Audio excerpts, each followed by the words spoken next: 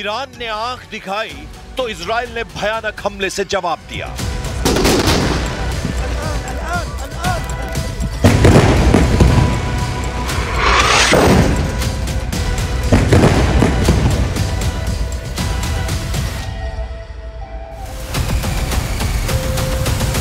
तुर्की ने ललकारा तो इजराइल ने सीरिया को दहला दिया।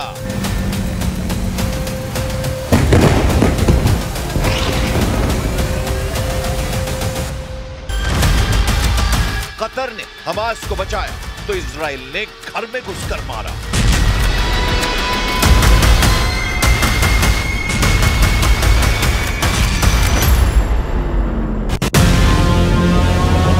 यमन में हूती ने जब भी हथियार उठाए इजराइल ने कुचल डाला।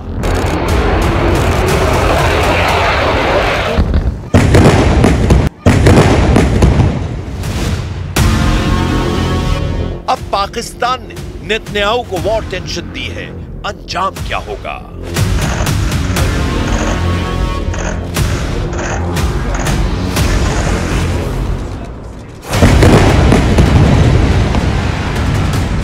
जिस युद्ध में ट्रंप की नहीं चल रही, जिस युद्ध में खाड़ी के ताकतवर देशों की कोई सुन नहीं रहा, जिस युद्ध में न्यूक्लियर पावर यूरोपीय देशों को भाव नहीं मिल रहा, उस युद्ध में पाकिस्तान जैसा देश खुद कूद पड़ा है। पाकिस्तान ने गजा युद्ध में आत्मघाती कदम उठा लिया है। पाकिस्तान के ऐलान से पीएम नेतन्याहू आग बबूला है।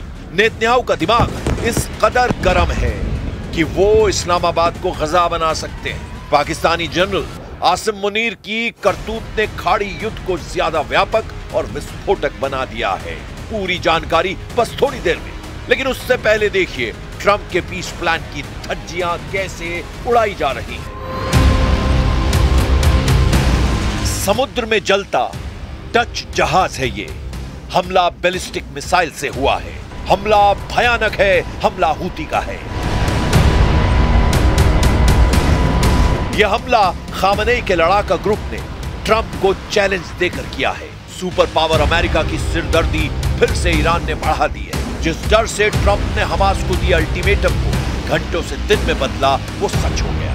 खाड़ी में फिर से कई फ्रंट चलने लगे हैं। कहीं इजराइल बारूदी धमाके कर रहा है तो कहीं इजराइल के दुश्मन हमले तेज कर चुके हैं। समुद्र में हूती लड़ाकों ने भयानक तहलका मचा दिया है। ईरान के रॉकेटबाज कहे जाने वाले हूती फाइटर्स ने डच शिप को निशाना बनाया है। القوات البحرية في القوات المسلحة اليمنية عملية عسكرية نوعية استهدفت سفينة من نيرتقرات لانتهاك الشركة المالكة لها قرار حظر الدخول إلى موانئ فلسطين المحتلة। हूती लड़ाकों ने कार्गो शिप को पहले भी निशाना बनाने की कोशिश की थी, मगर तब हूती की मिसाइल टारगेट हिट नहीं कर पाई। लेकिन दूसरे हमले में डच जहाज को हूती फाइटर्स ने जला डाला। हूती प्रवक्ता याह्या सरी ने हमले के बाद धमकी दी है कि गजा पर जब तक इजराइल के हमले नहीं रुकते, दुश्मनों पर हमले जारी रहेंगे। إن شعبنا اليمني العظيم المجاهد الصابر مستمر وسيستمر في إسناد ونصرة الشعب الفلسطيني المظلوم ضد جريمة القرن. تؤكد القوات المسلحة اليمنية أن عملياتها العسكرية مستمرة ولن تتوقف إلا بوقف العدوان ورفع الحصار عن قطاع غزة.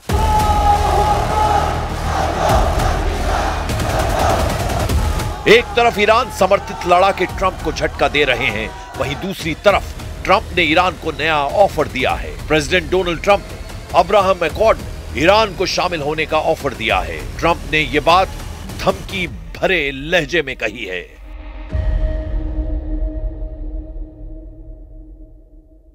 And who knows, maybe even Iran can get in there. I hope, we hope we're going to be able to get along with Iran. I think they're going to be open to it. I really believe that. But they could be a member. I long ago said, I'll bet you at some point Iran will be a member of the Accords. And little did I realize it was going to take this turn. That was some turn we did with the B-2s. But I think they might very well be there because it's a great thing for them economically. I recognize. Trump bar bar U turn ले रहे हैं क्योंकि उनके गजा piece plan में पेच फंसते जा रहे हैं। ट्रंप ने 8 बड़े मुस्लिम देशों को साथ कर गजा के 20 सूत्रीय पीस फॉर्मूले पर सहमति तो बना ली। इजराइल को भी उन्होंने इसे मानने के लिए मना लिया है, मगर एक एक कर अब ट्रंप के प्लान में खामियां गिनाई जा रही हैं। सबसे पहले नेतन्याहू ने ही ट्रंप की 3 शर्तों को तोड़ा। अब कतर और पाकिस्तान ने भी ट्रंप की पीस डील में कमियां गिनानी शुरू कर दी हैं। पहले कतर को जिन बातों पर एतराज है, जरा उन्हें जान लेते हैं।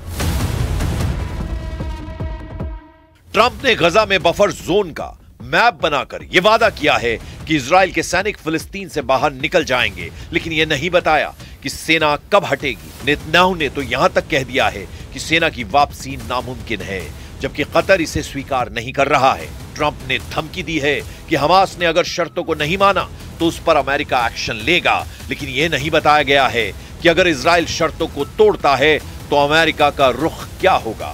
कतर इस पर सफाई चाहता है। फिलिस्तीन और गजा का जो समझौता हो रहा है उसमें हमास अहम फैक्टर है। शर्तों में कहा गया है कि हमास को गजा से बाहर किया जाएगा, जबकि पहले जो प्रस्ताव कतर ने दिया था उसमें कहा गया था कि हमास के लड़ाके अहिंसक तरीके से गजा में रह सकते हैं, यानी सत्ता में उसकी भागीदारी हो सकती है।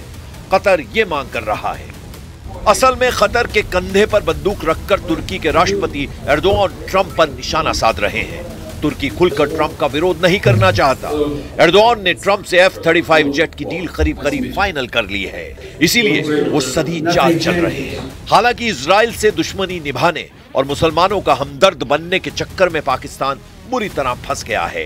ट्रंप के गजा प्लान को समर्थन देने वाले जनरल आसिम मुनीर उर्फ स्वयंभू फील्ड मार्शल और शहबाज शरीफ का भारी विरोध शुरू हो गया है। कट्टर मौलानाओं और आतंकी गुटों ने सेना और सरकार पर जब हल्ला बोला तो पाकिस्तानी हुक्मरान फौरन बैकफुट पर चले गए।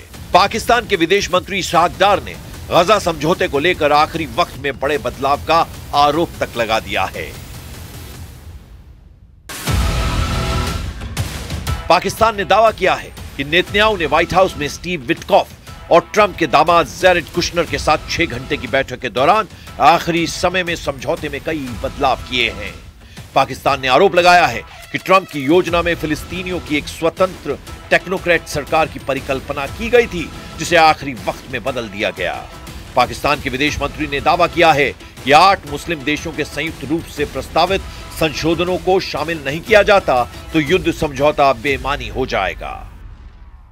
ट्रंप के बनाए पीस प्लान पर पाकिस्तान पेच फंसाकर खुद की मौत बुला रहा है। ट्रंप ने पहले ही फिलिस्तीन को मान्यता देने वाले देशों को जमकर कोसा है। ट्रंप ने कहा था कि कई देशों ने गलती से फिलिस्तीन को मान्यता दी है। Some of this body is seeking to unilaterally recognize a Palestinian state. The rewards would be too great for Hamas terrorists for their atrocities. This would be a reward for these horrible atrocities.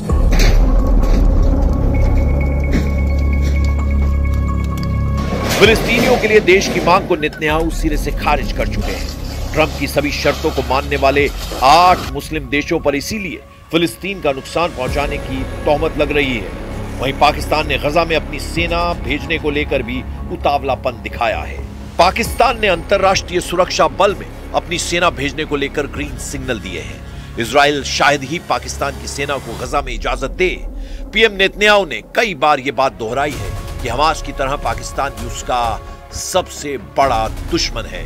PM Netanyahu ने तो यहां तक कहा है कि Hamas के बाद Israel का अगला टारगेट पाकिस्तान हो सकता है। वहीं जैसे जैसे वक्त गुजर रहा है, ट्रंप के हमले का खतरा बढ़ता जा रहा है। पहले 72 घंटे और अब 4 दिन की मोहलत खत्म होने में ज्यादा देर नहीं है। ट्रंप ने ऐलान कर रखा है कि हमास ने युद्ध समझौता नहीं माना तो उसे नर्क लोक का एहसास वो करवाएंगे।